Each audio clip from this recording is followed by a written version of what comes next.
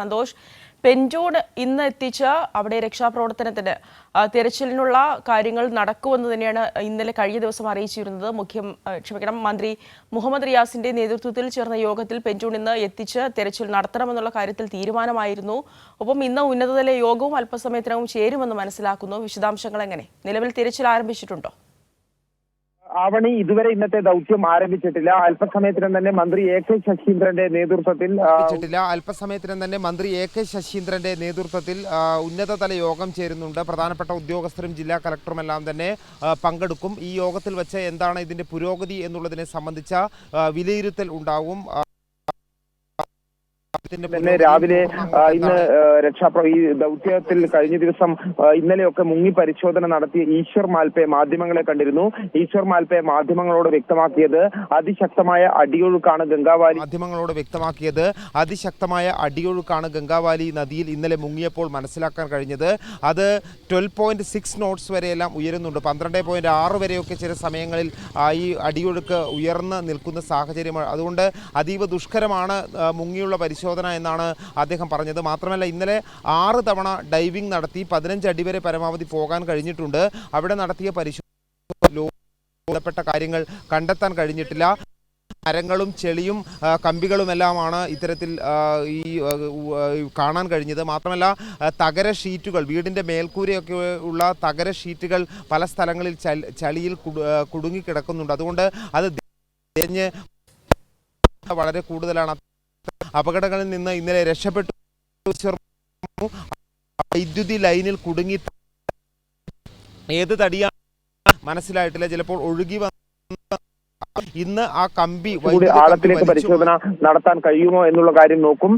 ജില്ലാ കളക്ടർ നിർദ്ദേശിക്കുന്നത് അനുസരിച്ചായിരിക്കും ഇന്നത്തെ പ്രവർത്തനങ്ങൾ എന്നാണ് ഈശ്വർ മാൽപേ പറഞ്ഞത്. അതേസമയം മുങ്ങിയുള്ള പരിശോധന തുടരുന്നതിൽ സന്നദ്ധത തന്നെയാണ് അദ്ദേഹം അറിയിച്ചിട്ടുള്ളത്.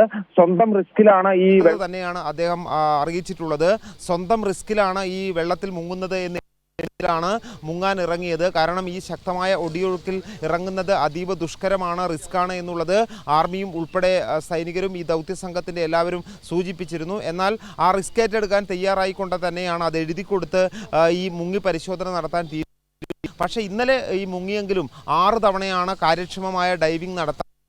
പക്ഷേ സൂചനകളൊന്നും ലഭിച്ചിട്ടില്ല. ഇന്നും 10 മണിയോടുകൂടി ഒരുപക്ഷെ ഈ യോഗം അതിൻ്റെ തീരുമാനം ആയിരിക്കും. 10 മണിക്ക് ശേഷമായിരിക്കും മുങ്ങി പരിശോധന നടത്തും മാൽപേ പറഞ്ഞിട്ടുള്ളത്.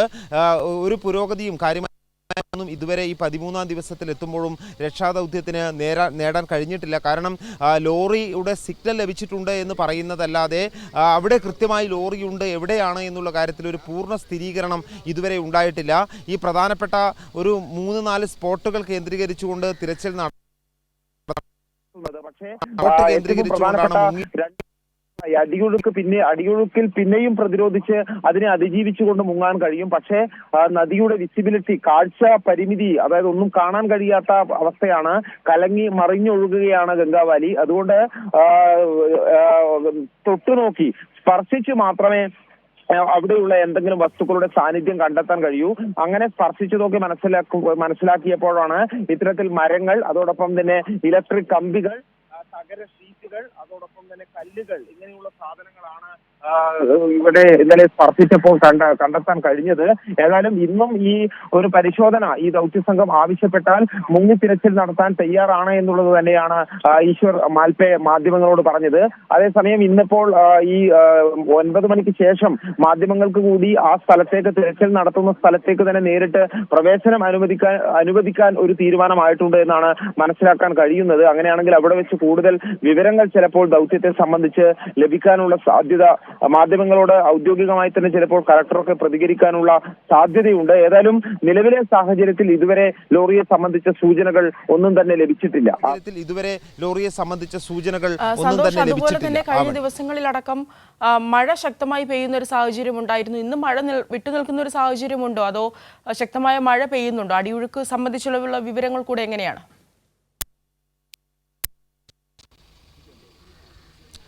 ആവണി, മഴ ഇപ്പോഴും തുടരുക തന്നെയാണ്. ഇപ്പോൾ അല്പസമയം മുമ്പ് വരെ, നമ്മൾ ഈ വാർത്തക്ക് ലൈവ് കയറുന്നതിന് മുമ്പ് വരെ ശക്തമായ മഴയുണ്ടായിരുന്നു. മാറി നിൽക്കുന്നുണ്ട്. പക്ഷേ നല്ല മൂടിക്കെട്ടിയ അന്തരീക്ഷം. ഇന്നലെ അല്പം മഴ മാറി നിന്നിരുന്നു. അത് അനുകൂലമായ ഒരു സാഹചര്യം ഈ തിരച്ചിലിന് ഒരുക്കുകയും ചെയ്തിരുന്നു. പക്ഷേ ഇന്ന് കുറച്ചുകൂടി മൂടിക്കെട്ടിയ അന്തരീക്ഷമാണ്. മഴ ശക്തിപ്പെടാനുള്ള ഒരു സാഹചര്യം കാണുന്നത്. അതുകൊണ്ട് ദുഷ്കരമായിട്ടുള്ള രക്ഷാപ്രവർത്തനമായിരിക്കും ഇന്ന് എന്നുള്ളത് തന്നെയാണ് പ്രതീക്ഷിക്കേണ്ടത്. മറ്റൊരു കാര്യം, മഴ കുറഞ്ഞാലും ഗംഗാവാലിയിലെ അടിയൊഴുക്ക് കുറയുന്നില്ല എന്നുള്ളതാണ്. ഇവിടെയുള്ള പ്രാദേശികമായിട്ടുള്ള തദ്ദേശീയരായിട്ടുള്ള ആളുകളോടൊക്കെ ഈ നദിയുടെ സ്വഭാവത്തെപ്പറ്റി നമ്മൾ അന്വേഷിച്ചിരുന്നു. അപ്പോൾ ഈ മഴക്കാലത്ത്, അതായത് ഓഗസ്റ്റ് അവസാനം വരെയെല്ലാം ഈ രീതിയിൽ തന്നെ ഗംഗാവാലി അതിശക്തമായി ഒഴുക്കുണ്ടാകും. മഴ കുറഞ്ഞാലും, ഈ പ്രദേശത്ത് കുറഞ്ഞാലും, പശ്ചിമഘട്ട മലനിരകളിൽ പെയ്യുന്ന മഴ അതിൻ്റെ ഒരു പ്രതിഫലനം ഗംഗാവാലി നദിയിൽ ഉണ്ടാകും. അതുകൊണ്ട് തന്നെ ഒഴുക്ക് കുറയുവാൻ ദിവസങ്ങൾ കൊണ്ടൊന്നും ഈ ഒഴുക്ക് കുറയാനുള്ള യാതൊരു സാധ്യതയും ഇല്ല എന്നുള്ളത് തന്നെയാണ് പ്രദേശവാസികൾ പറയുന്നത്. മഴ കുറഞ്ഞാൽ പോലും ഒഴുക്ക് കുറയാനുള്ള സാധ്യതയില്ല. പക്ഷേ മഴ കുറയുമ്പോൾ സ്വാഭാവികമായും ജലനിരപ്പിന് അല്പം കുറവ് വരുന്നുണ്ട് എന്നുള്ളതല്ലാതെ അടിയൊഴുക്കിന് യാതൊരു തരത്തിലുള്ള കുറവും സംഭവിക്കുന്നില്ല എന്നാണ് ഈ പ്രദേശവാസികൾ ഉൾപ്പെടെ പറയുന്നത്. ഇന്നലെ മാൽപ്പെ പറഞ്ഞത് 12 അടിയൊഴുക്ക് പോകുന്നുണ്ട് ചില ഭാഗങ്ങളിൽ എന്നാണ് പറഞ്ഞത്. ശരാശരി അടിയൊഴുക്ക് 6 ാണ് നേരത്തെ ഈ നേവി ഉൾപ്പെടെ പറഞ്ഞിരുന്നത്. എന്നാൽ അടിയിലുള്ള ചില പ്രത്യേക സ്ഥലങ്ങളിൽ അത് 12.6 വരെയാണ്, നോട്ട്സ് വരെയാണ് അടിയൊഴുക്ക് എന്ന് പറയുന്നത്. അത് അതിശക്തമായ അടിയൊഴുക്കാണ്. സാധാരണഗതിയിൽ മുങ്ങി പരിശോധന നടത്താൻ കഴിയുന്നത് നേവിക്കെല്ലാം 3.5 നോട്ട്സ് വരെയാണ്. അതുകൊണ്ട് മഴ കുറഞ്ഞാലും ഈ അടിയൊഴുക്ക് കുറയാനുള്ള സാധ്യതയില്ല എന്നാണ് ഇവിടെയുള്ള തന്നെ പറയുന്നത്. ഈ ഒരു അടിയൊഴുക്കിലും, ശക്തമായ അടിയൊഴുക്കിലും ഈ ഈശ്വർ മാൽപ്പയെ പോലുള്ളവരുടെ അനുഭവ സമ്പത്ത് ഉപയോഗിച്ചുകൊണ്ട് നദിയിൽ തിരച്ചിൽ നടത്താനാണ് ഇപ്പോൾ ദൗത്യസംഘം ആ ദൗത്യമാണ് ഇപ്പോൾ പുരോഗമിച്ചു കൊണ്ടിരിക്കുന്നത്. ഏതായാലും അല്പസമയത്തിനകം തന്നെ മാൽപ്പയും സംഘവും ഇവിടേക്ക് എത്തും എന്നുള്ളതാണ് മനസ്സിലാകുന്നത്. ഇപ്പോൾ കേരളത്തിൽ നിന്നുള്ള പ്രതിനിധി സംഘം ഇപ്പോഴും ഇവിടെ തുടരുന്നുണ്ട്. മന്ത്രി എ കെ ശശീന്ദ്രൻ ഇവിടെ തന്നെ തുടരുന്നുണ്ട്. അതോടൊപ്പം തന്നെ എം എൽ എമാരായ എം രാജഗോപാലും അതോടൊപ്പം തന്നെ എം വിജിനും ഇവിടെ തുടരുന്നുണ്ട്. എം എൽ എമാരുടെ സംഘം ഈ ദൗത്യം പൂർത്തിയാകുന്നത് വരെ കേരളത്തിൻ്റെ പ്രതിനിധി സംഘം ഇവിടെ ഉണ്ടാകും എന്നുള്ളതാണ് ഇന്നലെ മന്ത്രി മുഹമ്മദ് റിയാസും വ്യക്തമാക്കിയത്. ആവണി. സന്തോഷ്, അതുപോലെ തന്നെ ഇന്ന് പെഞ്ചൂൺ എത്തിച്ചുള്ള തിരച്ചിലായിരിക്കും നടക്കുക എന്ന് കഴിഞ്ഞ ദിവസങ്ങളിൽ അറിഞ്ഞിരുന്നു. മന്ത്രിയുടെ നേതൃത്വത്തിൽ ചേർന്ന യോഗത്തിൽ അതെത്തിച്ചു തന്നെ തിരച്ചിൽ നടത്തണമെന്നുള്ള തീരുമാനത്തിലും എത്തിയിരുന്നു. എപ്പോഴാണ് ഈ പെഞ്ചൂൺ എത്തിച്ചുള്ള തിരച്ചിൽ തുടരുക?